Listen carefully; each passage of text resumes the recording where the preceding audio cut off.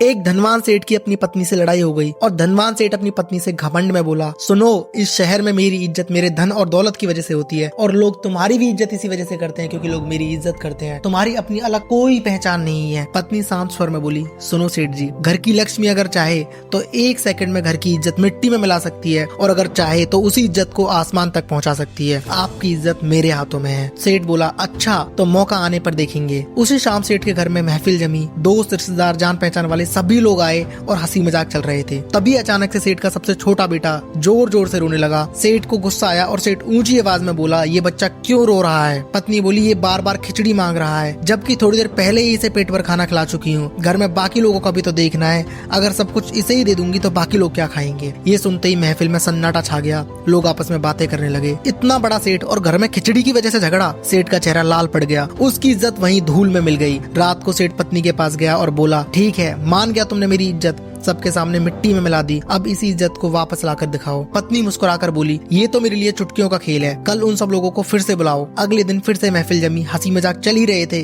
कि बच्चा फिर से रोने लगा। सेठ बोला, अब क्या हुआ? पत्नी बोली, फिर वही खिचड़ी की जिद। इस बार सेठ मुस्कुराया और बोला, तो फिर खिचड़ी लाओ, मैं अपने बेटे को अपने हाथों से खिचड़ी खिलाऊंगा और साथ ही सभी मेहमानों के लिए भी खिचड़ी परोसो। सभी मेहमानों के लिए शाही कटोरों में खिचड़ी परोसी गई, लेकिन ये कोई साधारण खिचड़ी नहीं थी। उसमें केसर की खुशबू, बादाम, काजू, पिस्ता, किशमिश और शुद्ध देसी घी की महक थी। ये खिचड़ी नहीं एक शाही व्यंजन था। मेहमान एक दूसरे को देखकर सोचने लगे, अगर इनके घर की खिचड़ी ऐसी है तो इनके घर का खाना किस लेवल का होगा। सेठ के घर की रईसी पूरे शहर में छा गई। सेठ पत्नी के सामने हाथ जोड़कर बोला, मान गया, घर की औरत अगर चाहे तो इज्जत बना भी सकती है और इज्जत बिगाड़ भी सकती है। तो घर की इज्जत पति और पत्नी मिलकर बनाते हैं, ना कि इनमें से कोई अकेला।